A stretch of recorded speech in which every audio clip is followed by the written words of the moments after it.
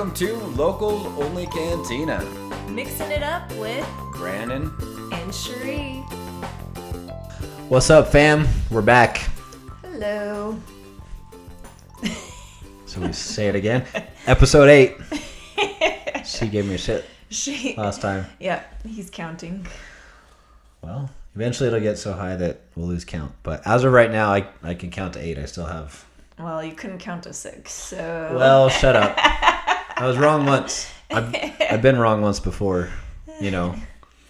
I thought that I was wrong, but I turned out to be right after all. That was the one time I was wrong. I think you've been wrong quite a few times. I don't know about that. Anyways, we're back, and we're gonna chat. We're gonna have some fun. Okay, we're gonna start with a drink like we always do.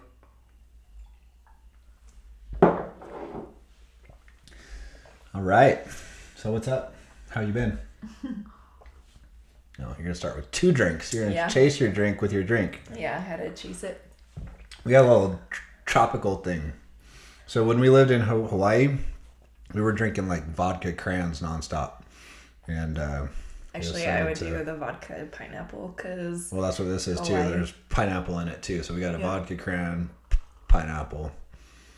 Yeah, it's so hot there that you just actually come home from work, and I'm not one that I usually drink after work. I usually just come home and do the usual mom stuff, but in Hawaii... It's vacation nonstop. It was hot. Even after work, so it's hot. vacay over there, right? Yeah, like I'd go and have a drink, and it wouldn't even give me a buzz. I just like the flavor of the pineapple and the relaxation. You got a buzz sometimes. Don't act like you didn't get a buzz. Not really. Hawaii was dope, right? So we had... So in Hawaii, there's really no, like, I mean, of course there's weekends, right? I mean, they still have a calendar and everything like that, right? But they just nobody lives like that. Yeah, they live life differently. They don't work 9 to 5, Monday through Friday. At least most of the people on the island Well, don't. because it's all hospitality, tourism type stuff. And so your days off are not really weekends ever. So you have like your own, like my days off, I had like I think I had Sunday off and like friggin' Tuesday off or something like that, right? And then she had opposite days off, or not opposite, but separate days off. And so sometimes we would land on the same day off, and that was rad because the kids were at school because it was a weekday. True. And we go to the beach by ourselves and hang out. But yeah, there's something kind of beautiful about that actually as parents. Like, I think if we could do something different in this world that we live in, make sure our days off are when our kids are at school. No, I mean, wait for it. Wait for it. Okay. All right. I think we should work Monday through Thursday so that we can have a day off when our kids are at school. We'll make them go to school 5 days a week, and we only work 4 days a week. That's your plan? No, because I do like to have at least 2 days in the weekend with my kids. Well, I know. You're saying that we work Monday through Thursday. We work 4 days, yet they still have school 5 days a week, and then we get to hang out with them. You're saying let's just have them go an extra day. Weekends. Sorry, I missed what you said. I was Anyways, like, that's rude. What I was getting at before, that's not a bad plan, actually. But no, I think it actually, especially for moms, because the thing that I loved about that schedule is I had 5 days, or I had Friday off, right? And my kids were at school, and I got to have a day where I could like replenish myself and have like just a selfish day. Yeah, for real. So I think that everybody needs that. I thought it was rad when like our days like matched up, where we did have a day off at the same time the kids were at school. We could do the beach by ourselves, but also freaking loved like when even you were at work too. Yeah, no, and I agree. woke up, it was like a Tuesday. The kids were at school. Cherie was at work, and I'm like in Hawaii by myself. Throwing my surfboard on the car. It was kind of rad, actually. Go down to the beach, pop by myself.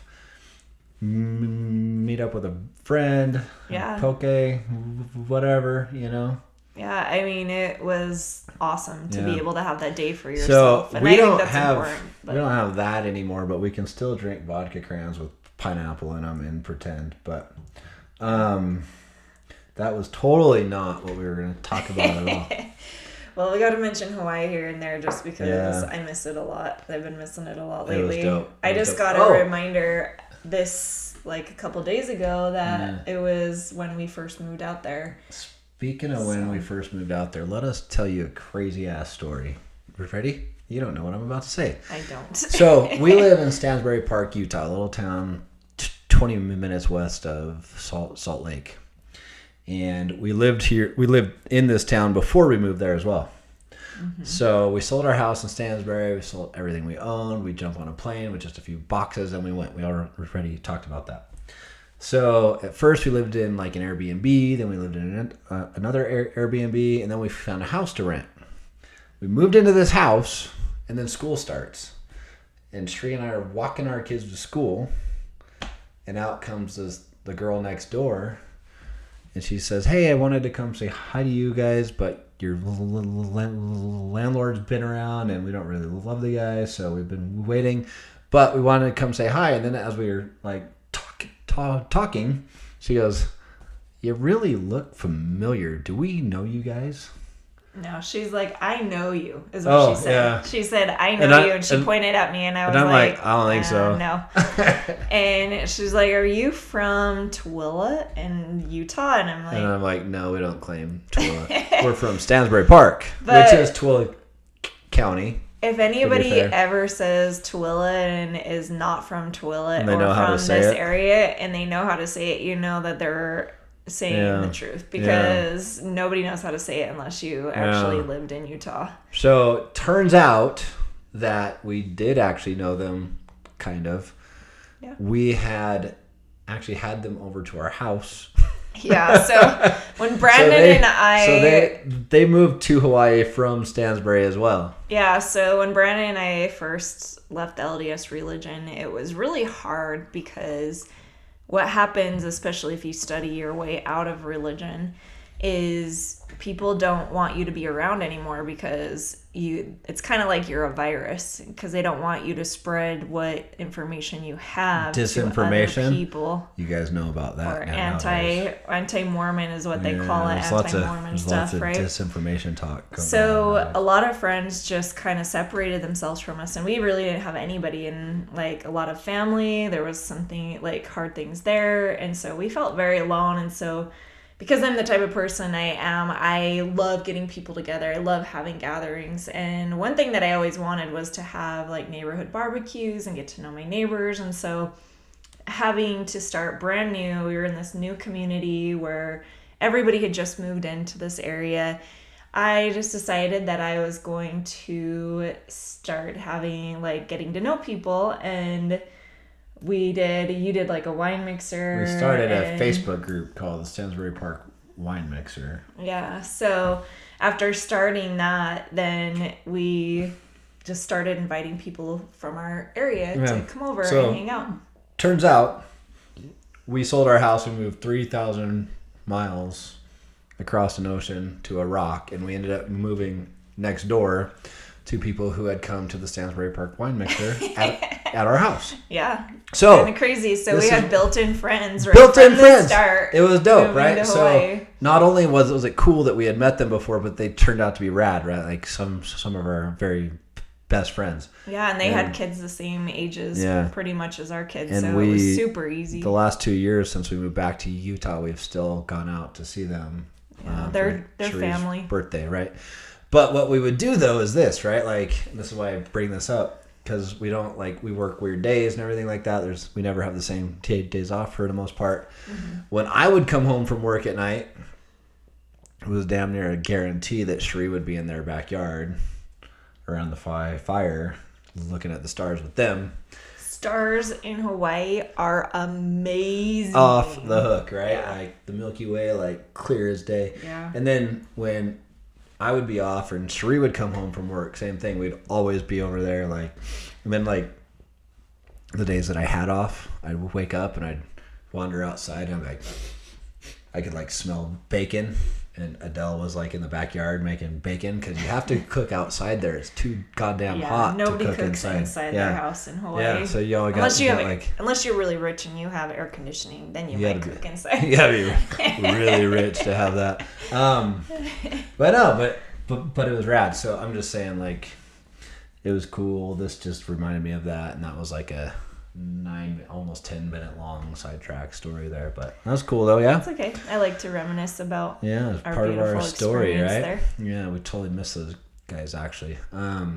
Yeah. So let's talk. Shree and I had a bitchin' date night this week. Yep. It was really fun. It was fun. So it did not happen on Wednesday, like usual, right?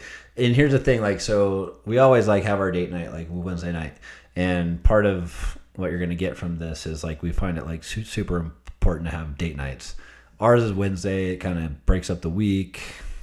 We get to like kind of like get away from the kids in the middle of the week and do our own thing one night.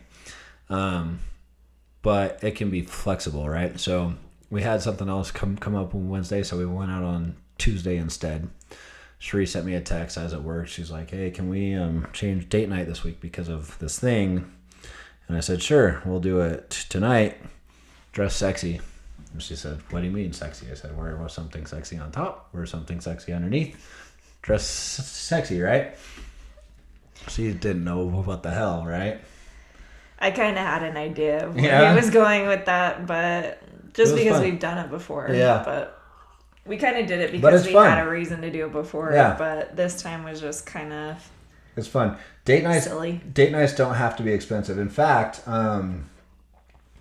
so I posted a couple of pictures. So we have a brand new Facebook group that maybe if you're interested you could join. Locals Only Cantina Facebook group.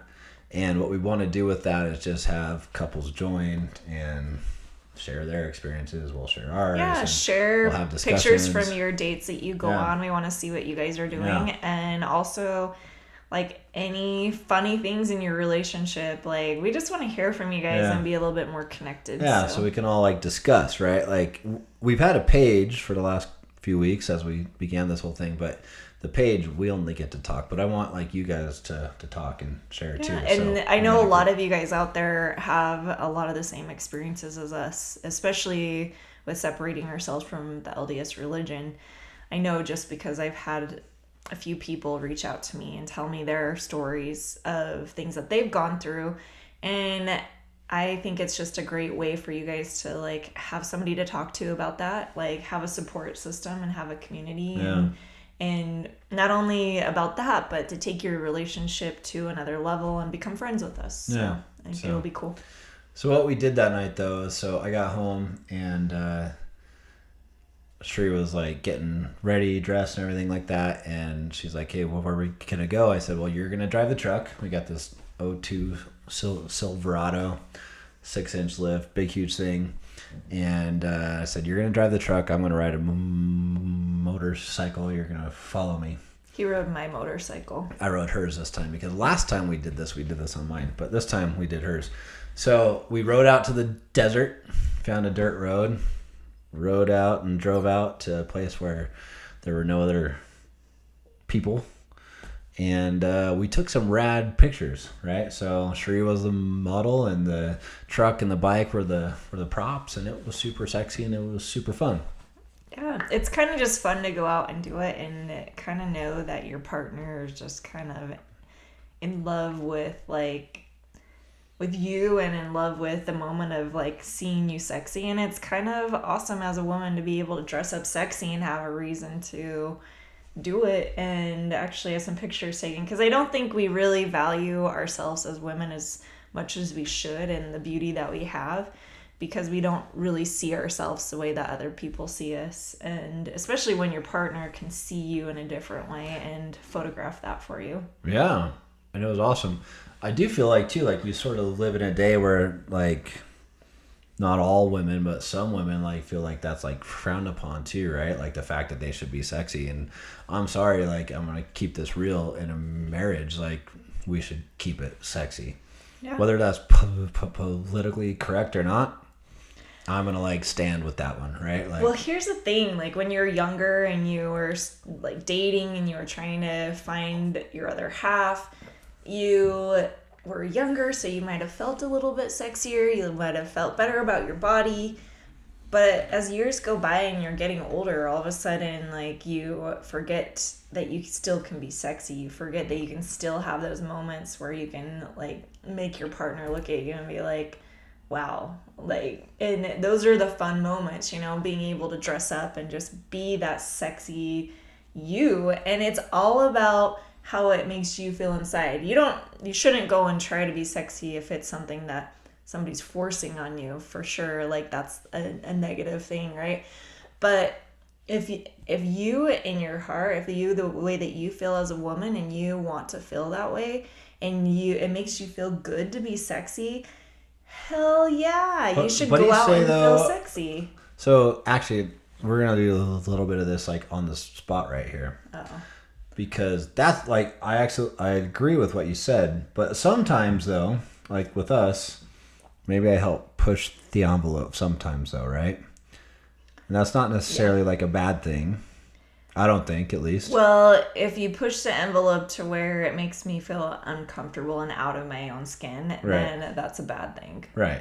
I mean, you can't force somebody to do something, right? Some people do. Some do. But I guess my point is sometimes in a relationship as a couple, it's kind of okay to like push the envelope just a tad, right? Because like I push Sheree and she like reins me in, right? So like there's like give and take there.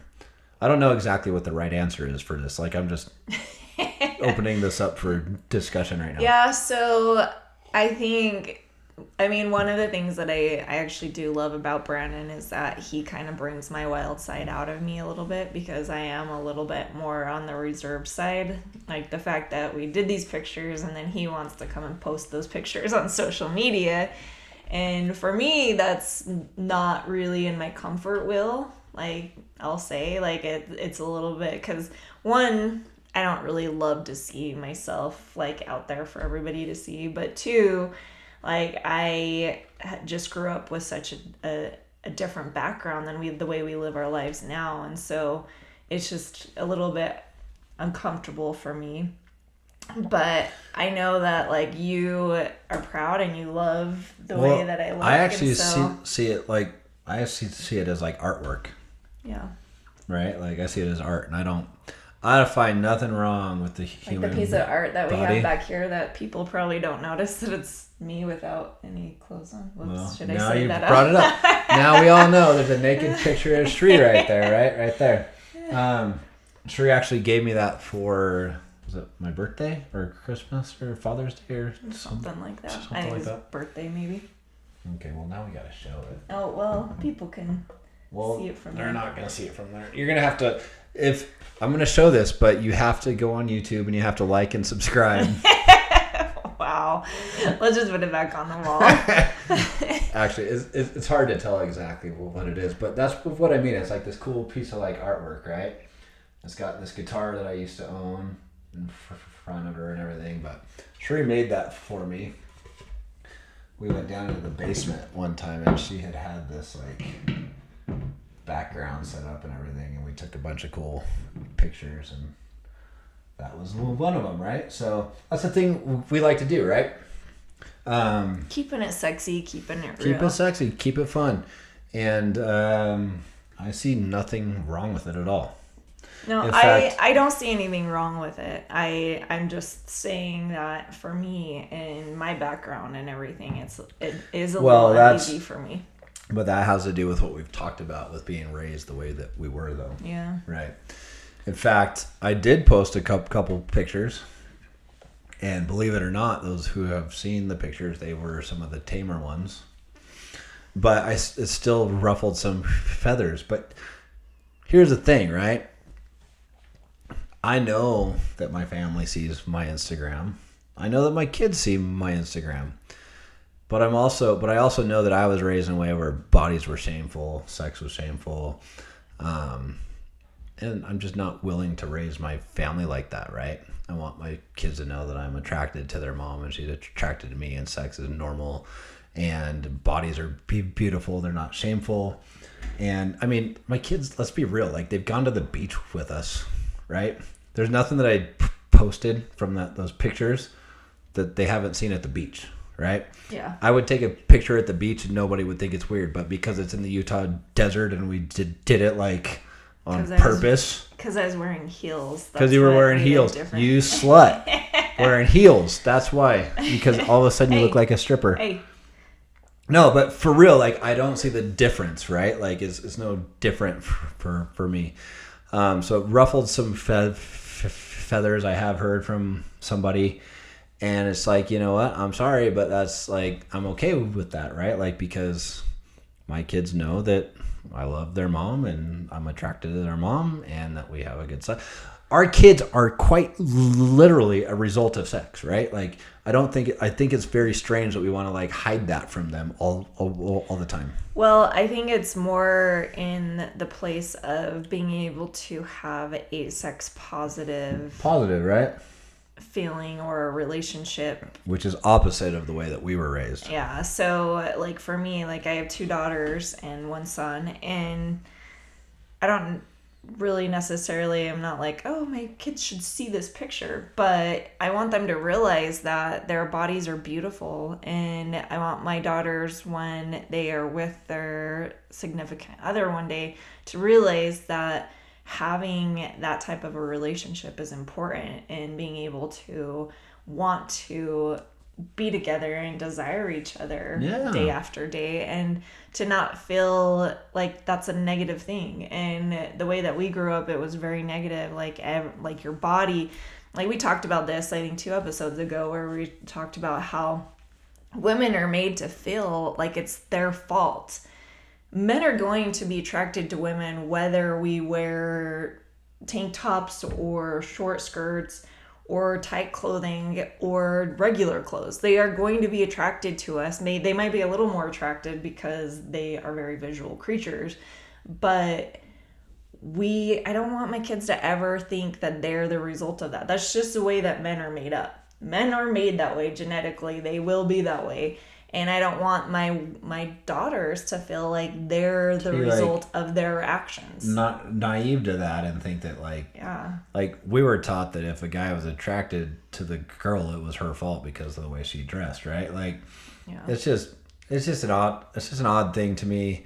I was taught that as a kid. Now I just I have a hard time freaking understanding it. I think it's stupid, right? So I did receive a phone call. It did ruffle some feathers, and I just basically said, listen, this is the way that I raised my family. I know my kids see my Instagram. I want them to feel good about their bodies. I don't want them to feel shameful like we were meant to be raised. And, that's how it goes. I don't know what else to tell you, And well, I think it's very important as women to understand that we're not... that our sexuality, the way that we feel about our bodies, is our own personal thing. Like this is and we should own that, right? And if you are with somebody that is abusive or forcing you to do anything in any way, not a good thing. But that's the whole part of owning your beauty, owning the sexual side of yourself. And I think that we don't talk a lot about that as women, because we're especially right now, it's putting women down for being sexy. What was it, the Super Bowl or something, that everybody was talking about J-Lo and the way that she was dancing and dressing and everything, and it's everybody lost their minds, and it was you know who loses their minds?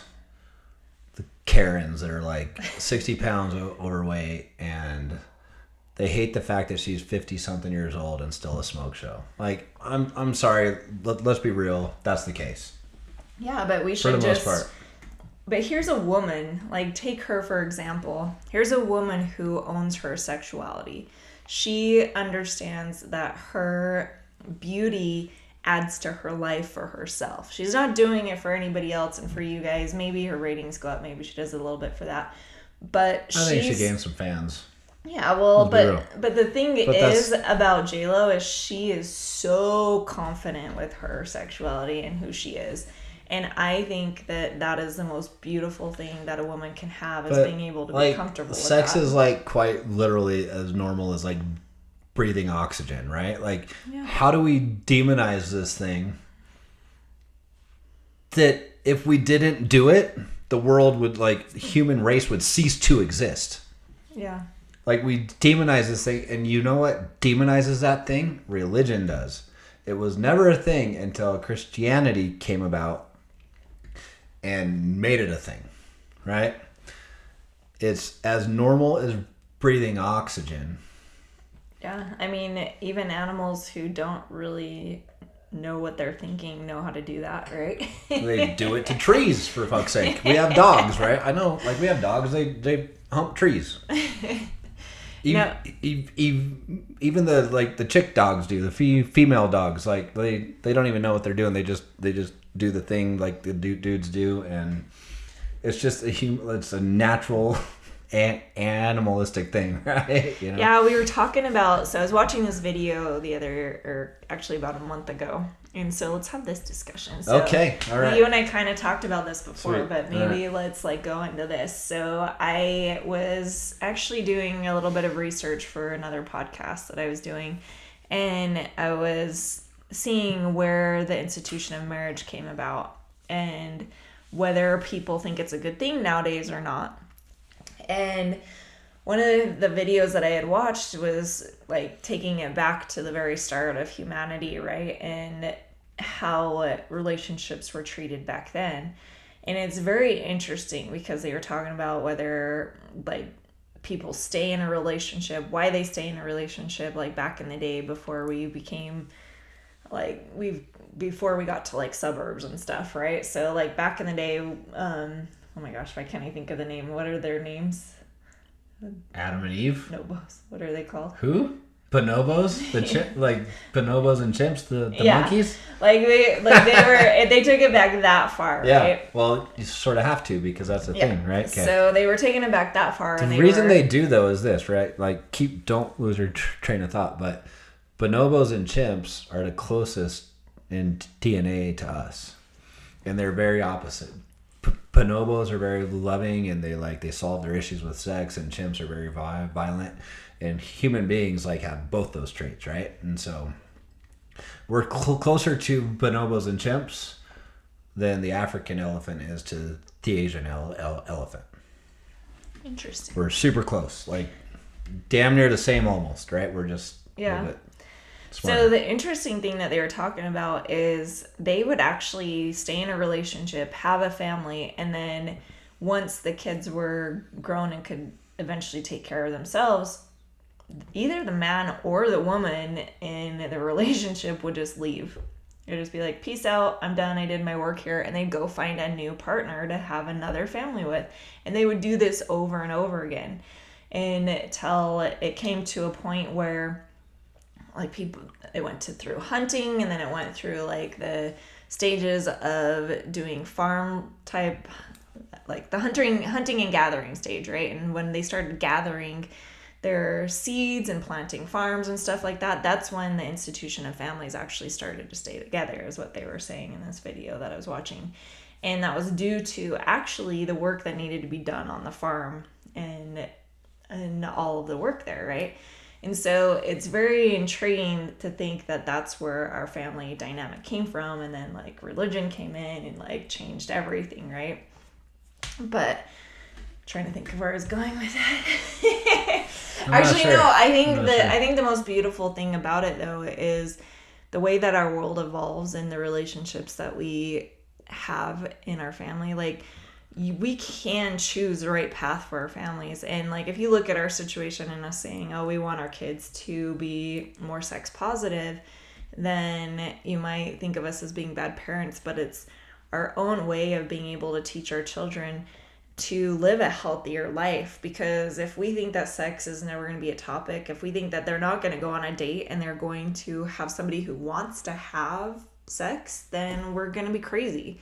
I mean, I went on so many dates where guys tried to have sex with me, and I wasn't prepared in those moments. You wouldn't have been prepared. And you know what? Like, the thing is, if the guys, I don't know about the guys you're talking about, but I do know, like, in my own experiences and my friends' experiences is you might be a member of this church. You might be trying to be good. You might be like, okay, I'm not going to have sex before marriage, but you get yourself in a situation.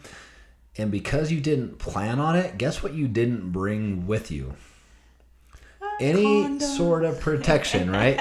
And people still do it. Yeah. And so religious people get freaking knocked up all the damn time because they didn't go on a date preparing to maybe get some. Yeah. So they didn't bring their contraceptives with them. Yeah. and then they end up just doing it anyways because your hormones are out of fucking control, and I had 3 you do dumb things. of 6 close friends growing up that before we went to college were pregnant. And had That's somebody half of my and friends. had somebody that's half of your friends. Shree, At that age. Shree only had 6 friends for her whole life. I mean, of growing up, like girls that I grew up with, like half of them ended Getting up. hot. I'm gonna ditch this hat. We can't have the AC on in here because it's like loud on the microphones, so it gets warm while we do these things. No, but for real, like that's a thing. Like that was a thing for real. Because you're taught it's like the worst thing ever. Well, it's just abstinence. You don't abstinence that's taught over and over. You don't again. go on a date prepared, and so when people make what they want to call a mistake, right? They fall to temptation, their bodily feelings. You know, Shree's dad used to have a talk with her about boys and their feelings. Yeah, when I was 18. That was the sex talk. Let's hear about this. Oh, this is a fun one. I'm sorry, Dad. I love you. But I was 18 and I think this was after, no, I was 17 at the time. But my parents weren't home. I'd had a boy over to the house and he wanted to see my bedroom. And I was like, what? I'm like, no, you're not going to see my bedroom. It's off limits. Like my parents told me no. Like, you can't come. No, I'm good. Okay. And, I'm gonna have one. And so, anyway, like, he asked me where my room was, and I explained to him where it was. So, he, like, bolted down to where my room was to check it out. And I had to, like, go after him, and he thought he was funny. Like, he just went into my room, and so we just were talking in my room for a little bit. And then my parents came home, of course. And busted. Yeah, so then he kind of quickly left. He was terrified of my dad, like most people I think were, because, yeah. But anyway, so the very next day or 2 days afterwards, my dad comes down and sits down with me on my bed, and he says, Shree, guys, they have these feelings. Girls don't have these. Just the dudes do. And I'm just like, is this happening? Is this really, really happening? Like, when you're 17, you kind of, like, figured it out by then. At least, like, if you're dating, you've kind of figured out that guys have feelings for girls, right? Like, they just... But What? same with girls, right? What? Who says these things? You- Isn't this amazing? Like, for those of you that don't understand where we came from, right? Like, this sounds so stupid, right? Like, but... I think there's more people that understand it than we think. Because I think there's more religions out there that have kind of similar things. Probably. But everybody listening probably understands it because they probably came from that same background. My mom tried to give me the sex talk when I was 18 also. Did you say you were 17? I think it was 17. I was 18. And so I stuttered really bad when I was a kid. Like, way worse than I do now. Nowadays it like comes and goes, right? Like the last podcast we did, like I found it somewhat painful to listen to. For those of you that listened and still thought it was cool, you're dope. I love you guys. But it was a little bit painful for me because I had a really hard time. But it was really bad when I was a kid, man. I couldn't even string like 2 or 3 words together. So I was really shy. Plus I was fat, right? So I thought, I'm fat, I can't talk. Who's gonna want to date me? So I didn't date at all. I was really shy. But I lost all my weight and I started to get a little bit more confident about senior year. And so I finally got a girl that I was interested in and trying to date and everything like that. And I went on a date with her. I was 18 years old. I had just graduated high school. And my mom's like, well, hey, we're going to have this talk. And I just laughed at her and I said, Mom, you're like way too late for this one, right? You know, like maybe I didn't have experience dating, but I was still 18 years old and I like knew some stuff, right? Like I wasn't going to like have this discussion with my mom. My dad never had this talk with me ever. But still, at 18 years old, I just laughed. I'm like, yeah, That is interesting that it was your mom that gave you the talk and not your dad. Yeah, he never did. I don't know. Like, the thing was that it never really, like, was an issue because I didn't really date much, right? And then I think by the time I was 18, maybe my mom probably told my dad, hey, you need to talk to Brandon. He's like, no. He's like, he's 18 years old. We're not going to, like, have this discussion now, right? You know? So. That's funny.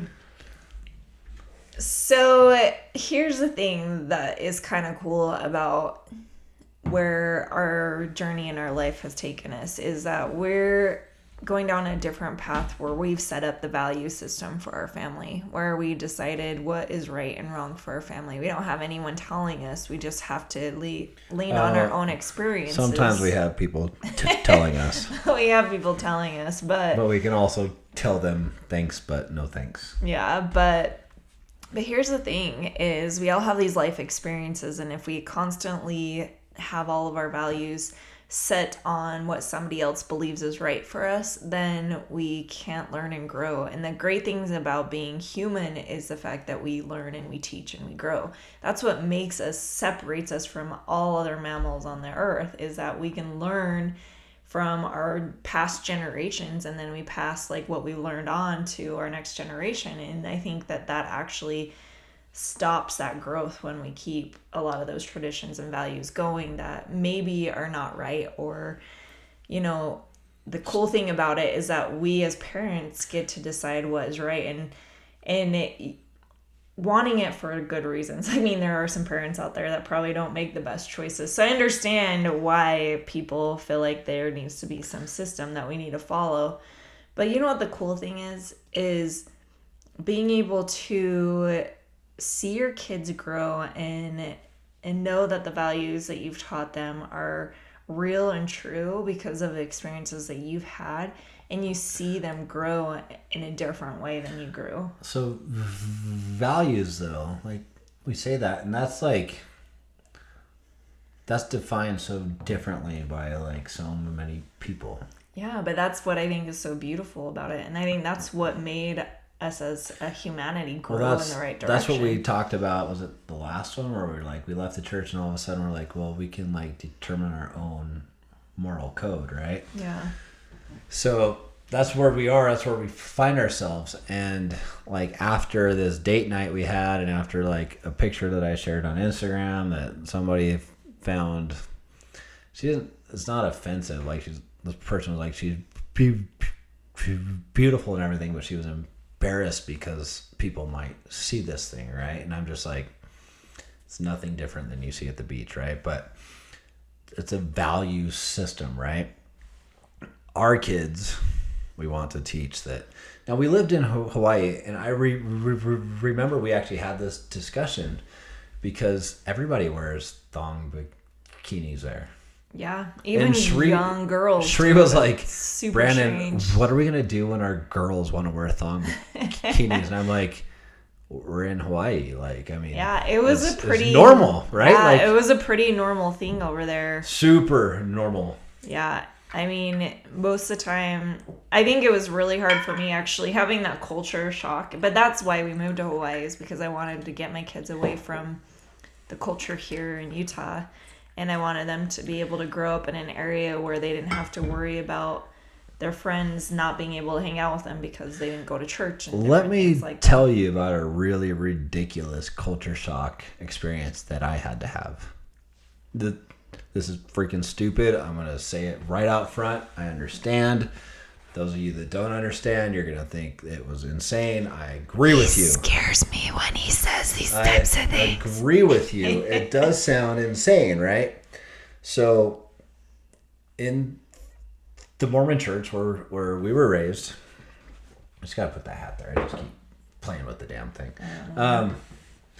It's sweaty. It's hot in here. You going to put that on your head? Okay. All right. So, there you go. So sideways. That's good. So, in the Mormon church, when you go through the temple, you receive what's called a temple garment. And it's meant to keep you safe, they say, right? And there's all these weird stories that you hear, like... If your house burns down, every part of you will burn up except for weight. Like, your house burns down. I never heard that story, but I did hear the story about the fighter Yeah, that's pilot. the one. I'm mixing it up. That he crashed and burned, and everything burned up except for his torso or his like garments covered. And I thought that sounds like the dude was like, he was like, I just imagined he was a dude from like Monty Python, the Black Knight, where his arms and legs are all chopped off. He's like, it's just a flesh it's just a flesh wound. I'm fine, right? But you're taught that they're going to keep you safe, right? Now, when we first left the church and I took them off and I threw them away, admittedly, like the first while, like you leave the house and you're thinking, holy shit, I might fucking die because I don't have these things on, right? Yeah. But here's the point that I'm trying to get at is I went to Disneyland one time with my family. And in the Mormon church, you're sort of led to believe that the only people that know how to be good parents are Mormons. Yeah, you have all these stories, especially I think your parents. Everyone else are awful, right? Your Except parents for us. will always remind you of all of your family members that might not. I shouldn't say that. Now, I was having my faith crisis at the time before Sheree knew it. This was my own thing right now. Like, I hadn't told Sheree yet where I was. But I remember looking around and I'm thinking, probably like 98% of these people are not Mormon families. And all of them, without exception, the parents are there in Disneyland. They're paying all sorts of money for the kids to go have fun. They're trying to show their kids this great time. Every race, every religion, every whatever. And it was like this weird like aha moment for me that like, holy shit. Other people besides LDS people really are good parents also. Again, I understand how stupid that sounds. It's crazy, and it actually was after we left the church because I remember... told me not to kick the mic and I accidentally just did it. Stop touching it. Stop touching it. No touchy. No, because that trip was actually a monumental moment for me because it was the first time I'd ever gone on vacation and I wore a tank top and shorts. You did that time? Yeah. So maybe I'm misremembering. I had told you at this point about my faith crisis. Yeah, we had already left the church. It was brand new though because it was our first trip that we went on. Talking about the same one? Yeah. Are we? Okay. Well, it's been several years. I might be misremembering to a degree. No, I just think I just wanted to say that because I think that your mind was already thinking, because I was in the same boat and I was thinking, how do we live this life and still be good parents? Because you really have this weird crisis in your own head. There's just the trauma that you have to deprogram yourself from because you really truly believe that there's no way that you can be as good of parents without the church. Somebody else teaching your kids morals, right? So that, like, actually when we left, this discussion is not going where we planned at all, but it's interesting. So when we left the church, we did think at the time, well, we still need to have religion in our kids' lives. So we thought it made sense to have, like, maybe go to like a non-denominational church. Because we thought non-denominational means that it's just like... You go and you still have God in your life. Go with the flow, like we might be a little bit different, but it's okay. So we actually tried like 2 or 3 different churches. One I thought was pretty cool because it had a band. Yeah, but then their kids area had like 1,000 kids with no organization at all. And I'm like, I'm not sending my kids to that place ever again. And then you did the whole hallelujah up in the air. The band was cool because I play, right? But then like the people doing this and it was crazy. It was a crazy different experience. It was way more fun than our church. Way more fun than our church. Way more fun than ours. And if I could allow my kids to go get lost in a sea of 1,000 kids, then maybe we could. But it was still like goofy, right? Was that the one though, where the people invite us out to eat afterwards? It was a different one. Different one, huh? So there was that one, and then there was another one, and then there was these people that asked us to go eat afterwards. Went to lunch, right? And remember, the dude sounded exactly like Ray Romano. Yeah. exactly. Yeah. And the whole time, because we used to watch that show a lot at the time too, so it was on our mind anyway. We talked about that in our last episode. So I'm very familiar with Ray and his voice, and this dude sounded just like Ray. And he's the mammoth on, what's it called? That cartoon, the thing, what's it called? With the dinosaurs and the mammoth. I don't know.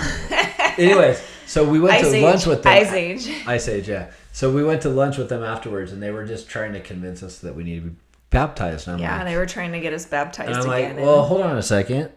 You're a non-denominational Christian church. We've already been baptized, so I don't understand the need to get baptized again. Long story short, we decided it just was like more of the same, right? Yeah. So. Well, you just go through this period where you want to have something that's familiar, right? You want that community. You still want God in your life. But I think the hardest thing through it all, and we have so much of that story and how we got to that place that we need to get into in later episodes, but because it was probably the most traumatic thing we've ever been through in our life. We've been through a few of them, but the crazy thing is like you still feel like you have a need for something to be replaced, right? When you leave a religion. And so we were trying to replace it. Leaves a void, right? You want to like fill the void. Yeah, and we wanted to give our kids like the best life and have God in it. But then we realized it's such a mind game, because when you're so taught from a young age that your God is the only God, the only true God, and then you go to other churches, it already places doubt in your mind that God even exists. And it was a crazy mind game that we were playing. And the crazy thing was, and I'll probably mention it again when we tell our story about leaving the church, but I remember Brandon saying one thing to me when we went to these other churches, and I just felt so lost. Actually, when we went to go see these other churches, we hadn't really left the church yet. And I decided I needed to go back to the LDS church because, well, we were teaching at the time. I was a young women's leader, and he was a precinct teacher. Yeah, so we were actually teaching our classes that we had to go back to after going to these other churches because we were feeling so lost. And Brandon comes to me and he says, I want you to notice the difference between these churches and the LDS church. And I was like, what do you mean? And he's like, I can almost guarantee that they will not mention God or Christ. Really. Christ specifically. Yeah, Jesus. Christ. They will not mention Christ as many times as they mention the prophets of old. And I was like, okay, whatever. This was a monumental day in our life, actually. Yeah. This was like the day. Yeah. This was the last time we went to church. The day, yeah. Yeah, and I was like, whatever. They do not talk about the prophets more than they talk about Christ. And so I went in and we went to both. We went to the whatever it's called, the New Age or whatever it's called, the other church first, then we went to our church afterwards. So in that church they were talking about Christ, and like it was all Christ. It was all about Christ. Jesus, right? People are like, praise Jesus, and they're playing the band, and there's rock music and fucking drums and guitar, and they're raising their hands and everything, and it was all Jesus this, Jesus that. Then we left that, and that admittedly that's a little bit weird too, all this stuff, right? Because we're not used to it. Yeah. It may be normal for you, so stop touching the mic. I'm touching the mic again. But and then we left that, went back to our church, and this was her experience after that. Yeah, so after he said that to me, we walked in, and that was loud. Yeah. We walked in and we went to the first meeting I think it was a combined meeting, right? Probably. And they were talking about, it was for women. It was Relief Society. Relief Society. And the whole thing that they were teaching was how President Snow had gone. I think it was President Snow. You remember specifically? Yeah, like I'm pretty sure this is accurate. I could be wrong though. I'm not gonna cement it into your brain because this is what I remember, but I could be wrong. So I'm leaving that little space of being wrong about this. It was nobody's one of the ever gonna prove you wrong because nobody took records of it. Somebody might. I want somebody to prove me wrong. Stand your ground, for hell's sake. Anyway, so I think it was Snow, and they were talking about how he was sent down to St. George area where the members were not being very faithful and not giving money to the church. They didn't want to give their money to the church to build to build the temple down there. And so President Snow went down to like president of the church. So we had like presidents, it's kind of like popes, like presidents or popes kind of for the LDS church. The prophet. Yeah, so they're the prophet, right? So he went down there to give a talk to all the people in St. George and to talk them into giving money so that they could build this temple, right? And telling them that they needed to sacrifice because God was going to give them all these blessings and everything. And I'm just thinking, they're just glorifying this man for going down and doing his sales job to get them to like pay money so that they can build this building for free. And I'm like not once did they told me about like multiple wives and stuff though too that day. Was I wrong in that? No, that's a different thing. Okay. But no, so we're listening to this talk and I'm just thinking, like, what is it that we are taught a lesson in how we need to follow exactly what the prophet says and follow giving money to a church to build more churches when these families were suffering. That's why they couldn't actually afford to like give money to the church. Totally. They lived in an area where they didn't even have like a whole lot of water to get their crops going and stuff like that. And he was able to talk them into giving them his money, and we were glorifying him in that act. And I'm just thinking, did we think about all those people that were suffering? Here's the thing, like I don't think I was built for this. Okay, so I did serve a mission, and I had an issue, something like this on my mission. So there's a general authority. He's like he wasn't an apostle. He's called a 70. They come around and they give a speech and they give like this talk to the whole mission and everything like that. But I remember this general authority. He's not the prophet, but he's like high up in the church, right? And all the missionaries are sitting there and he's speaking to us. And I remember his wife stands up, and I'm in the Philippines, third world fucking country. These people go out and they work in the hot sun. Hot. And humidity. Fucking hot, right? Like humidity, like 90% humidity all day long just to make enough pesos to pay for some like rice and fish to feed their kids at night, right? So I remember sitting in this meeting and they're speaking to us about how, and they had been to church on a Sunday, and the wife was saying, "Oh, I just think it's so shameful that these people they come to church in their shorts and their flip-flops and like a t-shirt." Let me tell you how this works, okay? America sends their shitty clothes to places like the Philippines to help out. The Philippines is corrupt as fuck, so they take their free clothes, the government does, that they got for free, and then they sell it for a few pesos like the DI does. Those of you know, you know. Anyways, so they sell these free clothes that they got to the Filipinos, and then that's what they get. They get some old shitty American t-shirts and some shorts, and they wear these flip-flops, and that's what they have to wear. That's their clothes. And then they go to church in those clothes. And so this general authority, now here in the States, of course, when you go to church, you should wear a shirt and tie and everything like that, right? And be respectable and dress nice. So this general authority's wife is speaking about how shameful it is and everything like that. And I can only take so much. Pretty soon you guys are going to know this about me. Like, I can only take so much, and I'm going to like speak my mind. So I stand up, I raise my hand, I stand up in the middle of this thing, and I'm like, these people work so hard just to feed their kids. They can't afford a shirt and tie. They can't afford slacks. We just want them to be at church. That's all. And my president is sitting behind me, and he's like pulling on my pant legs. Elder priest, sit down, sit down, sit down.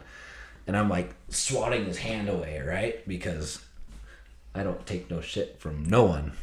Right? No, but for real, like I just found it so stupid. Like You should just be glad these people are here. But that wasn't enough for them. They need them in these third world country that they're poor as shit, right? Like they're just glad if they live in a bamboo hut. So this little office I'm in right now is bigger than most of their homes. And it's like more expensive than most of their homes because it actually has like sheetrock and insulation. And like this guitar right here is probably worth more than like their whole house costs. I actually had a guitar in the Philippines that I gave to one of my Filipino friends. And like he sent me a text like a couple years ago. They had this big monsoon. He was super sad because his guitar got like washed away. It was nowhere near as nice as either of these two. But over there, it was like fucking gold to him, right? I paid like a certain amount of pesos for it. I played it while I was there. Wasn't worth taking home. I gave it to him. It made his fucking like life, right? You know? And then he was so sad because this monsoon came and like washed it away, right? Point being, these people, they demanded something that these people just could not simply give, right? And it was super sad. So I stood up, I made a stink, and going back. I just wasn't like built for that, right? Like that's just not a thing that makes sense to me in my mind.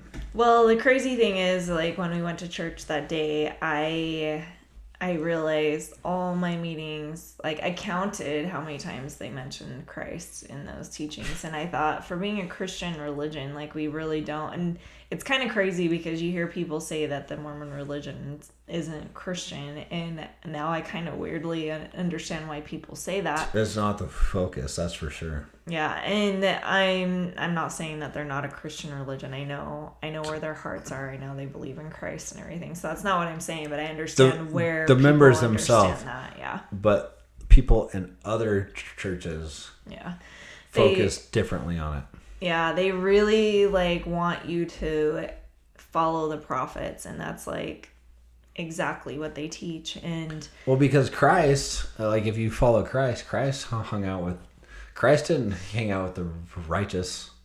He hung out with the sinners. But that's not what we were told we should do. Yeah. You know? Well, yeah, so after that day, like, we came home and I was just like, I counted, I think, 4 or 5 times that Christ's name was mentioned in the whole entire 3-hour block that we went to church. And I never started that term block when it was 3 hours. Block is 4. No. Mine was always 3. No. I'm saying like a block is 4 corners is a square, right? But we call it a 3-hour block. Squirrel. Anyways. Anyway, doesn't really matter. 1 plus 1 plus 1 plus 1. Anyway, but throughout the whole meeting, I counted like 4 or 5 times, and it just made me realize. Whereas that crazy non-denominational church with the fucking band and everything was like non-stop, right? Yeah. Christ. And so it was super interesting to me, and it brought me to a point where I was like, okay, like I understand that. Shree came home from church that day. Well, I had already like studied myself out of the religion before this point. I just didn't want to accept it. Like, I kept going back to Brian. I was like, but we still need to take our kids to church. We still need to do this. And it was very hard. Well, we had gotten to that completely point before, separate. but we sort of agreed that we were going to just sort of like fake it for our kids for a bit, right? Yeah, because we wanted them to have the principles, because there are a lot of good principles. But that was the day where you came home and you're like, I'm done. Like, I can't go back. Yeah, like that's where it was just painful to listen to them talk about people giving of themselves that they didn't even have to give. Yeah. And it was really hard because, like, I don't know, I expected it to be different. But yeah, like we had already like mentally left the church. We just kept like doing it because we felt like it was probably good for our kids. It was good for the kids, we thought. Yeah, but then once we realized, like, and we'll be able to share more of our experience in later episodes on what we went through. But Brandon and I fought for like 2.5 years about religion. And it was so hard. It was so hard. So I really do recommend people to make sure that your religious views are aligned, because it but makes ours were, and then they weren't. Yeah. Right? Well, that's what I'm saying, though. I think people add that stress to their relationships that maybe they don't need to. But, like, in our situation, in our scenario, we were both aligned. And then when Brandon, he started learning some things, and we'll go into it later time. But we seriously, that was the first real hardship that we went through in our relationship. And that was a first, but well, maybe second. It was a big one for sure. Yeah. But that was the day though where Sheree was like, I'm done, and I'm like, fuck, sweet, awesome, I'm so glad you're done too, because that was like a turning point for us. Yeah. Now the funny thing was, as I went to my elders quorum president, he's the one that called me to be a teacher, and I said, okay, I'm not gonna come back, we're done. And he called me to repentance, acted like a little a-hole, to be honest with you, but I just sort of laughed at him because I'm like, dude, I'm already out. Like, I've been out for months. Yeah.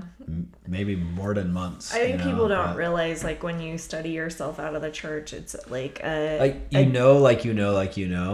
it's almost like a detox, right? Like, if you were on drugs or if you were an alcoholic, like, you have a detox period that you have to go through where you have to deprogram yourself, and like, you can't go back once you've gone there. No, like, I mean, in the church, they think this is what they teach you. This is what they tell people, that if somebody leaves a church, it's just because they want to sin. They want to do things that are not right. They want to do things that are wrong. And so they leave the church to, like, justify that, right? But that's not the case most of the time. Especially nowadays with all the information that's out there. It might be the case some of the time, but most of the time it's not. Like, people study their way out. It took me 3 years. Yeah. To, like, decide where I stood with it all. I think that there's still people that do leave it for those reasons, and there is a big amount. They're like Mormon, like, Catholics, or but that's Catholic, that's right? what I'm getting to is like, that's a lot healthier. Weirdly enough, that's a healthier way to leave the religion than the way that we had to leave. I always used to, when I was a kid, I used to envy Catholics because they could just go into a little box and they could do, like, I did this, this, and that, and then do this, that, like, do the things and say 5 things, and they're all like, they're done. They leave the box and they're cool, right? That's not how it was for us. No, it took a lot, and we still have trauma to this day. Like, for me especially, like, it's hard to be able to be completely separated from it. And that was one of the conversations that we had, bringing it back to kind of what we were talking about before and the values for our kids, is because Brandon and I had fought for pretty much 3 years, almost 3 years of our marriage over religion. I personally, at least, never wanted my kids to ever go through something like that. Yeah. No. And so our kids are proud atheists. Now, I'm not saying, well, one of them specifically is. I'm not saying that's how it has to be. I don't care if you're atheist, you're agnostic, you're religious, as long as you're kind, right? Yeah, that's the thing that, our kids, like, we decided that we wanted. I'm like, I don't care. I don't have any expectations for my kids. The only thing that I want to make sure that they are is kind to other people. I heard Gary Vee say one time that, like, listen, I don't really care if my kids are successful like I am. I don't care if they do X, Y, or Z. The only thing I really give a shit about is if they're kind. And we have kind kids.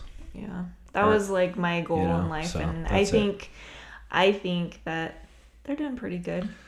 So, it's not over yet, so not over yet. They're still young little turds. No, but they're rad. They amaze me. Yeah, and they're rad. You know what's kind of fun is to have conversations with your kids when they haven't been taught things that you were taught when you were young. Those are my favorite conversations. My kids are actually way more mature at their age than I was. Yeah, like, I talk to our kids about different religions all the time because I want them to understand when they come in contact with somebody and they do have a religious belief system, I want them to understand where they're at so they can have the compassion. And we do tell our kids, even though we don't believe in religion itself, be respectful of others' religions, right? You know, like, don't say things intentionally to, like, piss them off. And upset them. Yeah, and we kind of laugh and have fun with these conversations now because we're separated from that.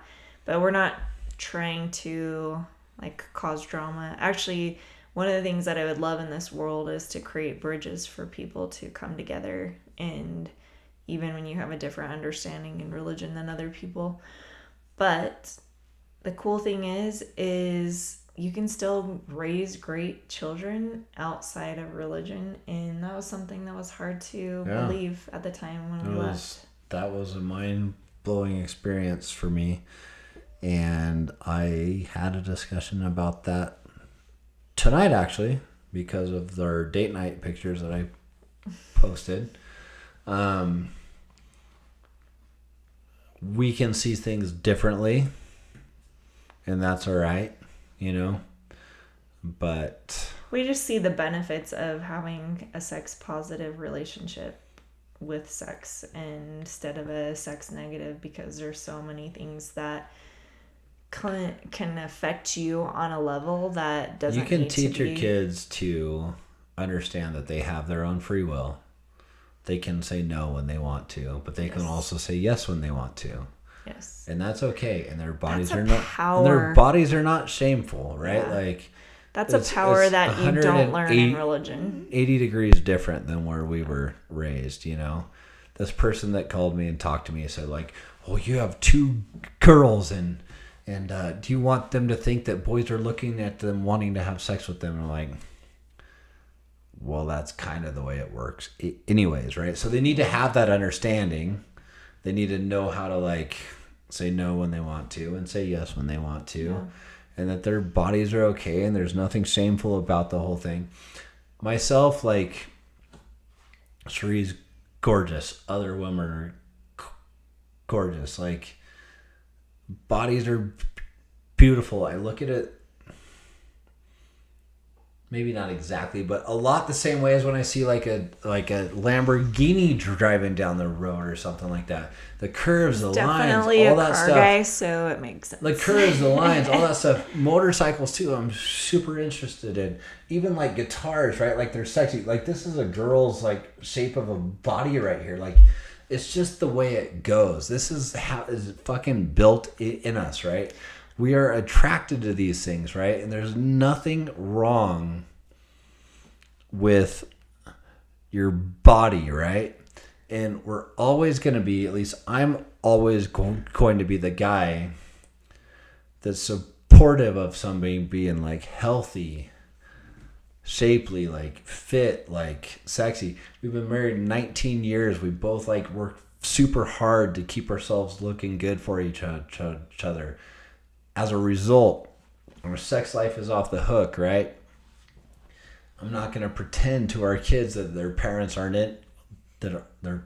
interested in each other, right? Like maybe they think it's weird now when they're young, but someday they'll be like, our parents had a dope sex life, and that's cool, right? Like I don't know. Well, like, I think people it takes have different ideas of how it should be, and this is ours.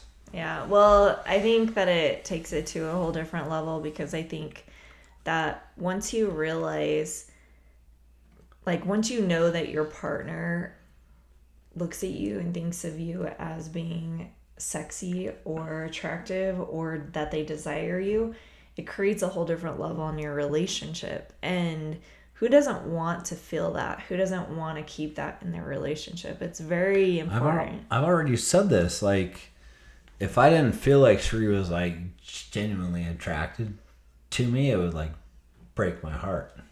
Yeah. And I work hard for that, right? I could easily be the dude that just sits on the couch and drinks beer and watches football all day long. Let my belly grow out to here, my arms shrink down to there, my shoulders shrink down to here. That's not what I want. I want my wife to look at me. You can still watch football and drink beer and be in good shape. I still do those things, but I also go to the gym every day, right? And I still also watch what I eat 90% of the time. Maybe not 85% of the time. Give him shit all the time. Oh, screw you. You're into this thing where you're being super strict, so you think I'm not that strict. But I do, though. maybe 75% of the time, Yeah. I watch what I eat and I work out hard. And I'm not the most ripped dude in the gym, but I think I look all right. And if I was somebody that I felt like my wife was not genuinely into, it would like make me sad. Yeah. I think you would feel the same way. No, I just said that. That was my whole point. Yeah. Is like you want to be desired by your partner.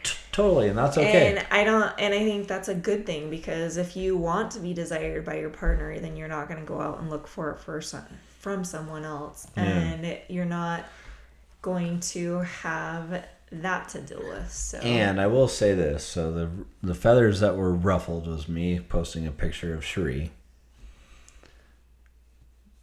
But I actually would be honored if Cherie would do the same thing, like post pictures of me, right? Like, it wouldn't make me feel weird. I would think it was awesome. So, well, hey, Willen was saying this. Keep it fun. Keep it sexy. Keep it light. Life's good. The only thing we know in this life is that we have this life, we have today. We don't know about tomorrow. We don't know about the next day. So live every day to your best. Fucking enjoy that shit. Enjoy yourself. Enjoy your partner. And do your thing, you know? Yep. Love you guys. Peace out. See ya. See you next time.